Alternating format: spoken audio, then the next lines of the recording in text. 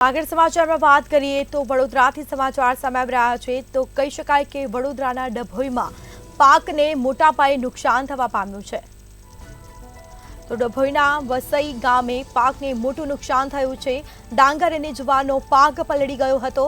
તો ગઈકાલે વરસાદ આવ્યો। કમોસમી વરસાદની હવામાન વિભાગે આગાહી કરી છે, પરંતુ ખેડૂતોના પાકને નુકસાન થવા પામ્યું છે। ખેડૂતોના મોઢે આવેલો કોળિયો છીનવાયો છે।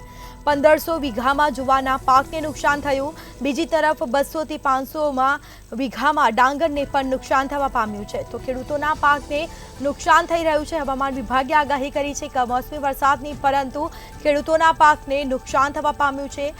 લાખો રૂપિયાનું નુકસાન થયું। કહી શકાય કે ખેડૂતોના મોઢે આવેલો આ કોળિયો છીનવાયો છે। તો ડભોઈના વસઈ ગામે પાકને મોટું નુકસાન થવા પામ્યું છે। ખેડૂતોના પાકને નુકસાન થવા પામ્યું છે। તો સાથે જ કહી શકાય કે ખેડૂતોની હાલત હાલ કફોડી બની છે। પાકને નુકસાન થવા પામ્યું છે અને કહી શકાય કે 1500 વીઘામાં જુવારના પાકને પણ નુકસાન થવા પામ્યું છે। સમગ્ર પાક પલળી ગયો હતો, ભીંજાઈ ગયો હતો વરસાદમાં। તો ગઈકાલે વરસાદ ખાબક્યો હતો અને તેના કારણે ખેડૂતોના પાકને નુકસાન થવા પામ્યું છે। તો આ દ્રશ્યો સામે આવ્યા છે। ડાંગર અને જુવારનો પાક ભીંજાઈ ગયો છે। ખેડૂતોના મોઢે આવેલો કોળિયો છીનવાયો। 1500 વીઘામાં જુવારના પાકને નુકસાન થવા પામ્યું। ડભોઈના વસઈ ગામે પાકને મોટા પાયે નુકસાન થવા પામ્યું છે।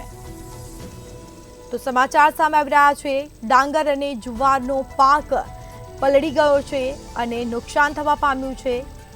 ખેડૂતોની હાલત હાલ કફોડી બની છે। તો કમોસમી વરસાદના કારણે ખેડૂતોના પાકને નુકસાન થવા પામ્યું। 200 થી 500 વીઘામાં ડાંગરને પણ નુકસાન થવા પામ્યું છે। તો સમગ્ર પાક છે તે ભીંજાઈ ગયો છે વરસાદમાં અને નુકસાન થવા પામ્યું છે। તો આ સીધા દ્રશ્યો અમે આપને બતાવી રહ્યા છે।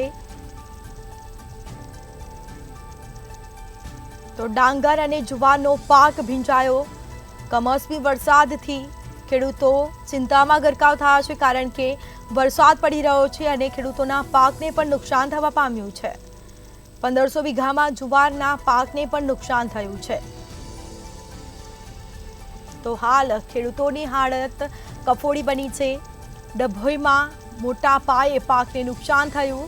ડભોઈના વસઈ ગામે પાકને મોટા પાયે નુકસાન થવા પામ્યું છે।